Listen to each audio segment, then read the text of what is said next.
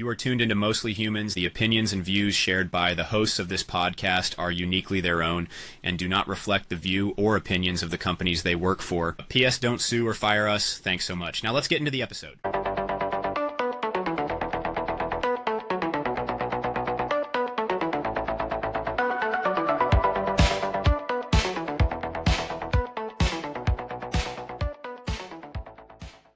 Welcome back to Mostly Humans, an AI and business podcast for everyone. We break down complex topics and the latest in AI to benefit you, the everyday person, and help showcase how these tools can impact your life and business operations. Today, I'm one of your hosts, Justin Wright. I'm joined by my co-host, Matt Bigelow. Matt, how are you, my friend? I'm doing absolutely wonderful. Anything going on in your world since we last spoke? Well, so as you know, my daughter just turned 2 a little while ago, and now she's talking way more, and which is really funny to try to follow the logic that makes sense in her brain as she's explaining either what she's doing or what she wants. And one of the funniest things that she's very she bosses me around a little bit right now, and which is fine. You know, I think that's just going to happen for the rest of life. Yep, get ready.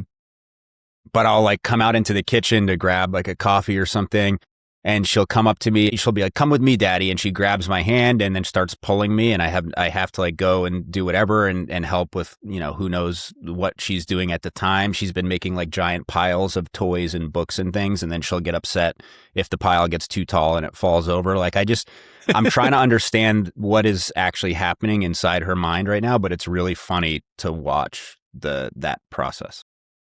Well, you get so much practice trying to follow the thought process by doing this podcast with me. You're like, where is this going? Is he going to land this plane? I'm like, I don't know where this is going right now. So speaking of children, epic segue. Whoa. Yes. We've never really dove too deep into how are we going to, as parents, which I am not, full disclaimer, so this will be the Justin show. How are parents really going to raise young children in the age of AI? Disclaimer, we don't have all the answers and no one knows exactly where the technology is going and the impacts of these things. But we do know that this is here now, no different than when the internet came. What's really quite interesting is when I was born, there was no such thing as the internet. There might have been some Harvard scientists doing stuff on dial-up between universities, but that was about it. And I don't think my parents thought, my son's going to work in the internet. I'm sure they never even uttered the words internet, but it came to be. They got me a computer. We figured it out. I've worked in the internet for 20 years, right? So things happen. We should be aware of them and start to think through today, what's some helpful advice for raising children in the dawn of Gen AI? So I'll throw it to you just for any initial thoughts you have. You work in the industry. You have a young daughter. I'm sure you're thinking about this all the time.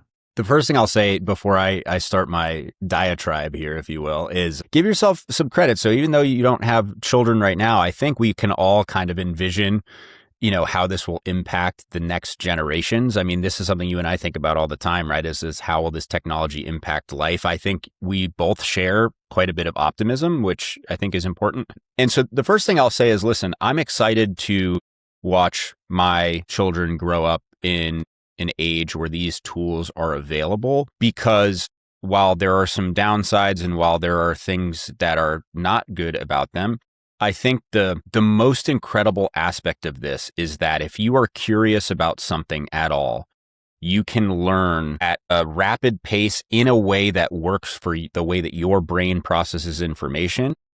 And the barrier of entry to that knowledge has never been lower. And especially again, if we're talking 2 years ago where the models were hallucinating more facts and things, now you can have it cite its sources. You can verify for yourself that the information that it's giving you is correct. So point being is I'm largely excited for the next generation because I think if there's something that interests you, you can learn about it. We've talked about before, and even the old university model of, okay, well, if you want to learn about XYZ, you have to go to MIT and take a class with this professor because he's the person who, did the initial research on this. And there was a very small subset of people who were able to ultimately get access to this. And I'm not a fan of anything that gatekeeps access to stuff. And so the thing that I like about these tools is that we are moving into a future where the gatekeepers no longer have as much power, where you can learn anything that you want. A lot of these universities now, to their credit, are now putting some of their top course material online for free, and you can watch those videos, take those lectures, you can push that stuff into ChatGPT or Claude and ask questions about it, and now you have a personal tutor. So the thing that I'm most excited about for my daughter and, my other future children is that they can really follow their creativity in whatever way that they want, in the way that works best for them. And so the first thing that I will say, that background present is, and this is the same advice I would give to adults, actually. So I think it's particularly applicable for children, because with kids, you're trying to figure out how they learn things or how they, interact with the world in a way that makes sense to them. But adults are the same way. Is I would encourage people to, and this is something I know you're going to love, Matt, is go beyond the text box when you're teaching, kids about AI, or when you yourself are learning about AI. Go beyond the text box. Try uploading screenshots. Try playing around with images and video. Try talking to it. Especially the new OpenAI real-time voice model is super realistic, and you can have conversations with it and ask about things. So the first thing that I would say is, don't just treat it as typing text into the box. Try to explore the other modalities that are available for interacting with these tools, especially with kids, because they may have way more fun having it create images and sending screenshots as opposed to just typing back and forth. So teaching your kids, and if you're an adult getting into this stuff, get comfortable with the landscape of kind of multimodal interaction that you can have with these tools. So that's thing number one. I love that. It's really good advice. I love how you said that you would give parents much of the similar advice that you would give to kids. I think that's really important. One thing that you and I were discussing before we hopped on the pod, should say probably early in this podcast, is to date, Justin and I aren't aware of a hyper effective LLM that has a chat layer on top of it. So think ChatGPT, Claude, Gemini, Grok, whatever, that has really, really good parental controls quite yet. We know that's where this is going, but I don't think it's as clean as you put kids mode on Netflix and you're pretty sure they're not going to stumble upon Rambo. I think that doesn't quite exist yet. So definitely, as you're educating the youth, especially young children, you really want to make sure that you are a human physically in the loop staring at the screen. Just wanted to say that early on. Yeah, it's a great point. And honestly, I think this should be interactive in general. Even if there is kids mode available, which there probably will be. Also, a quick sidebar, you can vibe code your own guardrails and build a small LLM wrapper for a kids education program or something like that. And the tools can walk you through how to set that up. So you can build something. But that being said, I think this should be interactive. I think as a parent, when you're teaching your children to use these tools, you want to make it interactive and conversational, because they're going to have questions. You're going to have questions about what they're trying to do. But I also think it's one of those things where, regardless of the activity, that connection and that bond will develop if you're doing something with them and kind of working through how this stuff works together. So, I would just encourage you, even if there is, kids mode or whatever, try to be as involved in this process as possible, just to also make them more comfortable with it. Your point about the internet, I remember my grandfather teaching me about the internet and how computers work and how to set up the dial-up and stuff. And those are some great memories that I have from my childhood, because I was learning how to do this stuff, but we were doing it together. It was very interactive.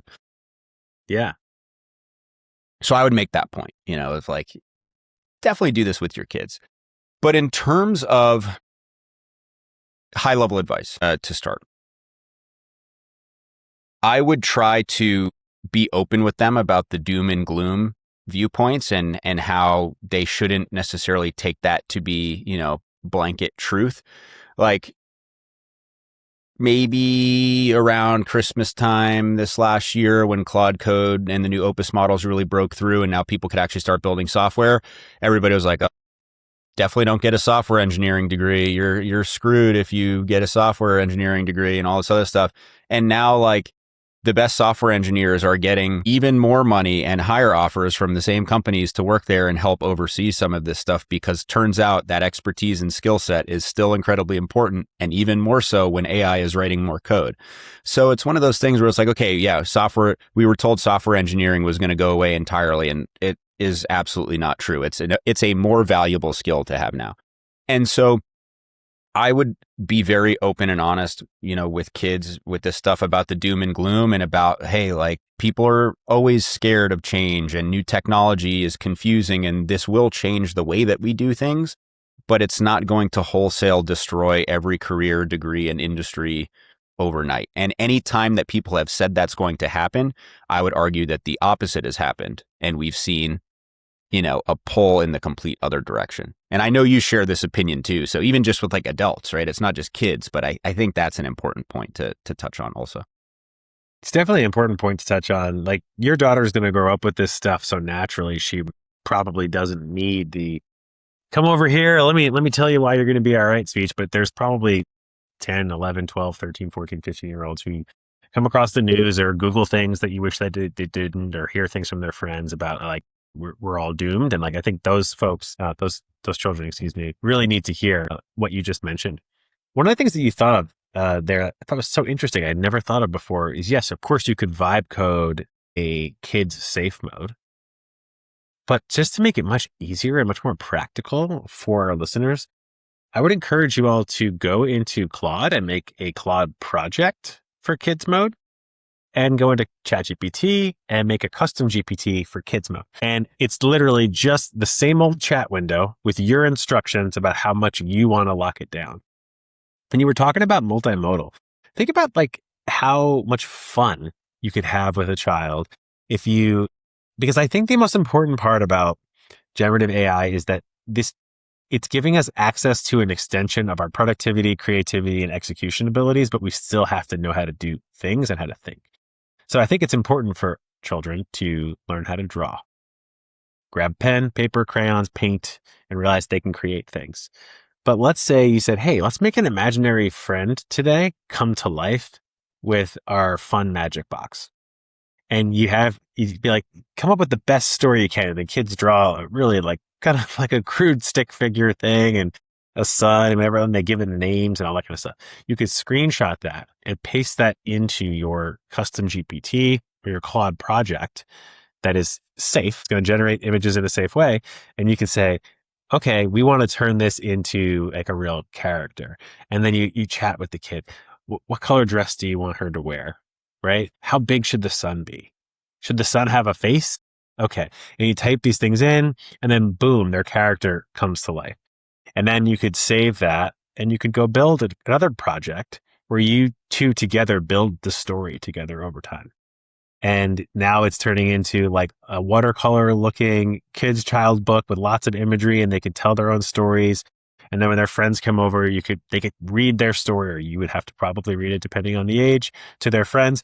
Like, now we've gone so deep down a rabbit hole of creativity, interactivity, seeing that they can make things come to life, and the subconscious brain of realizing at a young age, I can create a watercolor story in a few days that my friends can read with me that I created at our sleepover, is massively important, I think, to building up that child's self-confidence and awareness of what they can create. But it all started with them. They'll still feel that unique sense of pride. That was my idea. I came up with the names. I drew it with my dad. And then it became this thing. So they're proud. And they also realize I have power. I have agency. And I don't have... Creating a book is not a gated experience, as you were saying, Justin. I can do this whatever I want. What can I do next? Hey, Dad, can we make that a movie next week? They'll probably ask you that question. And now this child is empowered. Yeah, I love that. It's funny you mentioned that. One of the things that I used AI to do early on with my daughter was created a character named after her and like a world and like different stories that we could tell. Because, if any parents are listening to this, you'll understand this. We will read the same book like 16 nights in a row. It's like we get I've heard about fixated this. on one book 16 nights in a row, and then it rotates. And then you might be like, I remember this past Christmas, the Grinch came out. One of her aunts gave her the Grinch, and we read the Grinch for like a month straight every night. I didn't even need to look at the words anymore, And so it's like I wanted to provide some variety, and so I created stories that she could relate to. And the important thing about this is actually a really important point that you were just kind of hinting at that I want to touch on is, as parents, we want to give our kids good role models in the world that they relate to, that they feel are like them, and that kind of inspire them to, achieve and do things and whatever. And, there are a lot of communities in the world where there might not be a superhero that looks like you or comes from your background or whatever. And we talk about kind of representation and diversity in media and just in stories. And as a parent, you can create a superhero for your kid who looks like them and comes from the same place that they do and all of these things. And you can start to create these stories with them, which is a really fun collaborative experience, but which also inspires them to think that they can accomplish these things and do these things. And now they have their own superhero that they feel is like them and kind of pushes them to do whatever. And so from that creative aspect, I think that that's really important. In the same vein, I think something that's important to teach kids that are using AI is to always second guess everything and to never take anything that it says right out of the box as truthful. AI is meant to be conversational. It often agrees with you, even if you're wrong. It's basically like you could have a terrible idea and be like, hey, ChatGPT, is this a good idea? Yeah, totally. I think that's a great idea. And then you do it and you're like, ChatGPT, I did that and I broke my leg. And it's like, ooh, yeah, now that you mention it, that was probably pretty dangerous. But it's not going to disagree with you out of the box as like its default behavior. Now, you can prompt it to do so, and you can prompt it to be more adversarial and to question assumptions and to do all these things. And if you are building, to Matt's point, like a custom GPT or project for this that you're working on with your kids, I would encourage you to give it instructions to always think from first principles, always, push back if the things that we say are incorrect or if the assumptions that we make are wrong. Because what you don't want to do is reinforce ideas to somebody who is still developing and learning about the world, because they don't have all the experience that we have as adults to actually like critically assess that information and say, oh, I don't actually think that's right. And so teaching kids to push back with these AI tools and kind of building in some of that to your instructions, I think is really important. But on the flip side, if you do teach them, hey, you should question the information that gives you, you should push back, you should ask it to clarify or provide sources or explain more. That is an incredibly empowering trait for children to learn in general, because when you go out into the world, you want to do so respectfully, of course, but you should question things. You should ask why certain things are the way they are. You should be comfortable pushing back or asking someone to explain something more instead of taking it at face value. So while I think that is one of the weak points of these tools, I think getting kids comfortable understanding that and pushing back and having these hard conversations with a chatbot gives them more confidence to have hard conversations in life that are incredibly important for developing as human beings. So that's something that I think is a huge benefit of learning about this technology. I think there's a really good way to do that too. It all depends on the parenting style and the age of the child. But I think like at this point, if you've been listening to this podcast and playing with AI, you kind of know how to bait the AI. So maybe the sky is clearly blue or their favorite color is clearly pink, the child. And you could kind of even pre-script it before you talk and say, I want you to 100% like say the sky is green and that Carol's favorite color is actually purple or Jimmy's favorite color is actually red, not pink. And then you could teach the child, hey, I want to show you that our magical friend here makes mistakes just like me and you. Like, do you remember when you spilled that milk and it was just a mistake you didn't mean to? It makes mistakes all the time. Let's ask it what your favorite color is. And it says it's green or it's yellow and it's pink.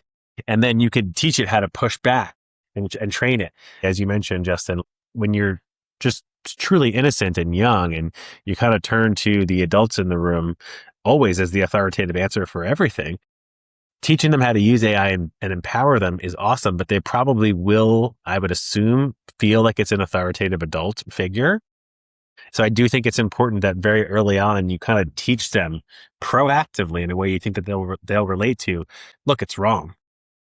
Let's challenge it and let's push it and let's help it understand. And then you could say, hey, if you ever think it's wrong, it probably is wrong, right? Or if you ever have a question about what it said or what it did, like ask me. I'll tell you what I think. This thing makes mistakes just as much as me and you, even though it's going to always say that it's the best. I think that's a really important skill that you brought up. Yeah. And listen, you want to teach them to question things respectfully, of course, and all of that. But I do think children who are confident enough to question the world around them in a constructive way will go on to be more, well-functioning, well-adapted adults. There's a lot of studies and research around that. And so that is an important thing that you can learn here. The other thing that I'll say is you have to teach them how to, do things without AI tools and not become overly dependent on it, right? Kids need to develop the skill set and flex the muscle. So to put this in perspective, if I was teaching an adult, working professional, how to use these tools for the first time, I would have them, compile some of their expertise. I would teach them how to prompt really well or create some custom GPTs or projects. And then what I would really encourage them to do is take it the last leg of the mile. Like, hey, use this stuff to do the bulk of the generation, to create that report, to do all this stuff, to let it pull from all these sources. It's really smart and capable. And then that last leg of the mile before you actually send it to anybody, that is where you as the human shine. You edit it, take your time, like refine, and then reteach your, the model or your agent or your project or whatever that this is the output that you want. When it comes to kids, what I think you need to do is have them take the first couple legs of the mile and the last leg of the mile and get really comfortable using AI in the middle. So if you're working on a math problem or trying to learn math, it's like, hey, you're going to look at this worksheet or have it create a worksheet for you. I want you to go through the entire worksheet yourself, take a screenshot of it or save a PDF and upload it, and then have it work through each problem with you and explain things as you go. And that way, the children are flexing the muscle, they're going through the motion, they're building that skill set, they're trying to do the math problems themselves first. When they get stuck or when they think they have, completed that task, have the AI tool help you kind of walk you through the logic, tutor you as a good teacher would. And then at the end, go back through, see if you understand it, try to explain it back, right? So it's for adults, it's, hey, let's focus on the last leg of the mile in terms of delivery where your expertise and your human judgment can actually fix what could be AI slop. But when it comes to kids, I would encourage them to get a little bit more uncomfortable at the beginning of the process, do a few more things manually than maybe we do in day-to-day using these tools. And then also in the same way that I would encourage adults is look at that final output, test, validate, make sure you understand it. So a little bit more of that discomfort in the early stages of these processes when you're learning is something that I think is important to encourage kids to do as they're learning how to use AI. Very, very strong advice. One of the things you touched on in the beginning, you talked about the future of jobs. This is going to be very relevant to just the adults listening as well. I think it's interesting. I wasn't expecting this heading into the pod, but so much of the advice for kids is true for adults as well. I just don't think we have everything figured out yet, everybody. I don't think that you can go like this and be in Los Angeles if you're in Boston. That might very well be a possibility in 100 years. Who knows? We don't know, right? We've barely begun to scratch the surface of fixing the clean water and food crises all over the world, right? We haven't figured out potholes in Boston and certainly not in New Jersey. Nope. It's mind-blowing. It really is. There's a lot to do and change and fix and improve. And when AI can take over something that is rote in our lives that makes us feel uncomfortable because it's an input, all we have to do is just zoom out and remind ourselves it's going to let us get to outputs faster. Just think about how many things are just so unbelievably frustrating. I won't name the name, but like, I wish I could talk to my phone with Gen AI and I still can't. And it's deeply frustrating. I wish that every app on my phone, I didn't have to like click everything in the gym. I wish I could just say, I just did 195 for 4 reps. Mark a note there too that says, it was a bit of a struggle. I should start later next time. Nope. Instead, I have to click through the app and I'm always bad at typing and I put in 1,900 pounds and it's annoying. And then the app crashes. Like there's a lot to be fixed, everybody. The point I'm trying to make is like, if we can fix a lot of the things that we do today that we put value into because we're like, oh, only us humans can do that, we could probably go focus on other things, right? Your average senior software engineer for an AI company right now is making about $500,000 to start, right? All the software that fixes all the problems clearly doesn't exist because most of us are still frustrated with technology every day. Correct or incorrect?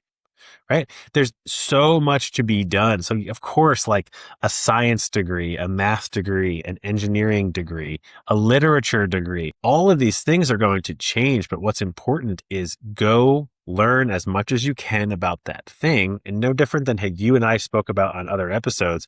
Once you know about a thing really well and you give yourself the advantage of playing with AI, you can figure out how to innovate in that area of expertise. So if people are nervous that are young about what's the future or why even study, just remind them, didn't you just complain about this? Doesn't your back hurt? Didn't you complain about this, that, the other thing? Boop, boop, boop, boop, boop, boop. Okay, I think we got a lot to fix as a society still and as human beings still. And there's just always, so once we get to this level, we up level, up level, up level, up level. We always will. So I think that's really important too, for as parents think, well, what should my kid be learning? You don't know what they should be learning. So assume that they should learn all the things your gut tells you that they should learn and teach them how to augment what they're learning with this tech. I'm pretty sure they're going to be fine. Also, it doesn't benefit any of us if none of us have jobs. So I think as like a 6 or 7, 8 billion person species, we're probably going to be like, hey, let's still find a way where we can all have jobs and like be relevant here, right? I mean, it's good for all of us. I don't think anyone wants just like 2 companies to have all the jobs. I think things wouldn't go so well. Yeah, that is an excellent point. I mean, on that note, right? One of the very real frustrations and concerns is early stage career people right now. Those are the types of jobs that are being automated in many ways already in tech. And so it's how do we close that experience gap, right? Like how do you get that senior software developer if the reps that they were getting are now being handled, by AI tooling? And what I would say on that note for those who have kids is encourage your kids to vibe code, to build things, to try to create stuff, because regardless of what they ultimately study or choose to do in their career, in the future, the people who have all of the jobs are going to be the people who are augmenting the work with AI and delivering outcomes, as we have talked about a million times before on the podcast. So if you encourage your kids to build things, to build tools, to try to recreate that random, mobile app game that they like to play, like encourage them to just make stuff with no goal of it ever being shared anywhere. It might never work, but the process of trying to create applications, software, tools that they use that make something in their life better or easier. If you encourage them to do that, then what they're doing is every time they go through that process, they're flexing that muscle. They're getting that early career experience by building something that is going to be relevant when they are trying to, join the workforce later on. And it's going to give them a massive advantage and a leg up, and even just understanding how this stuff works, right? Like, when you vibe code an app, if you actually pay attention to what's happening, you start to understand how the puzzle pieces of software fit together. Like, oh, I need a database and a front end and this thing. And like you start to understand how these pieces work together, and it makes at least the world of technology make more sense. And so encouraging them to do that, I think, helps them flex that muscle and learn that lesson. And then most importantly is, as part of this transparency discussion that we had is, hey, listen, when you look at the news and the woe is me and the doom and gloom, realize what the incentives are for the people who are sharing that news with you. We've talked about this before, right? Of course, if I'm the CEO of an AI company, I'm going to say that my model is superhuman and it can do all the things and it's the best model that's ever been created and nobody will ever create a better model and it can do all of this stuff and it replaces all the humans, because that makes people subscribe to my software, which increases the valuation of my company, which allows me to strike bigger deals, which allows me to do those things. So think about the incentives of the people who are sharing this news and why they are saying the things that they're saying, and I mean, that's good life advice in general for kids outside of AI, but just like think about what the incentives are and why people are saying those things to you, and learn to think critically about that as, you know, a child growing up in this era. And I think you'll be all right. Really good point. I mean, I gotta tell you, I fell victim to this for the longest time. Not in my 30s, but definitely when I was in my 20s, which is pretty long in the development life cycle for me to still be thinking this way. I used to listen to the tech leaders speak in interviews or podcasts or whatever it might be, and I just kind of put them in a different bucket than like the finance leaders and the politicians and such. That like they were just kind of telling us what's up. They were altruistic, and I'm sure some of them are. I'm not trying to paint with a broad brush here, but I used to look at a lot of technology leaders and just be like, oh, they're different. I think it's because it was an interesting time when I was in my 20s and at the beginning of 20-something billionaires. I was like, it's just never a thing, right? And they seemed like anti-establishment and they're going to do it differently. And they were very much disruptive. And I used to really look at what they were saying as like, oh, they're just helping us out. It's good for us to know this. And of course there was an angle, but I was naive in that way. And it is important that you help people understand, especially if they're in that youth age range, that when you hear these things, there is incentives behind them. And it's not just, hey, I want to help you all as society get ahead of this thing because it's coming. It's like, watch what happens to their stock price tomorrow. It went up because of that kind of scary statement. And it's important.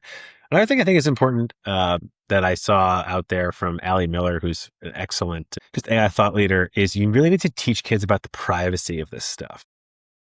And she suggests that you help kids understand that every single thing that they type into the chatbot can and will be on a billboard in front of their friends tomorrow. That it is not private. It is not a journal. You should definitely teach the kids how to turn the memory off if they're of an age that they would understand that, or do it for them, and all these types of things. But you have to understand it's going to be very tempting because this thing sometimes just tells you what you want to hear, to say, Sally was mean to me, Sally's a jerk, this, that, and the other thing. I think if they're young enough, it's worth saying this just to really mold them the right way. Say, it is not if, it is a guarantee that somehow Sally will see that, or Sally's parents will see that. It's just all they have to do is ask and they'll see it. Now, I know that's a little bit of an exaggeration, but I think we should teach kids from a very young age. And of course, as they mature, they're like, okay, I get it. Like, they can't just ask my chatbot, but it could get out there. I think it's important, just like when parents were trying to teach their kids about social media and say, would you want me to see this? Would you say this to the person's face?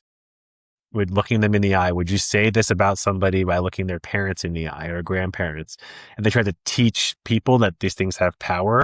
I think it's really important that we teach the kids who are going to turn to these things to blow off steam or to get questions answered and everything, that everything you put in here can and will be seen by others. And I also think if they're young enough, it is super important that you're just supervising all of these sessions. Just like parents have like device time and lockdown mode and all this kinds of stuff, and try to be as judicious as possible, monitor where possible, review all of their stuff, maybe have a login that only you have the password to, and then you look at their sessions afterwards. There's a lot of really, really good here. And as we kind of always say on the podcast, there's sensationalist bad that makes you feel like maybe we shouldn't at all. And that's definitely not going to help you. So take the 5% bad, merge it with the 95% good, and do the best that you can to follow some of this advice. Yeah, no. And I think the last point I'll wrap on, I think that was a really good, just kind of summary of what's really important here. In that vein, scams are going to change. They're already changing. Yep. True. I mean, like, software exploits are being exploited at a faster rate than ever before in history, but scams are changing. Right?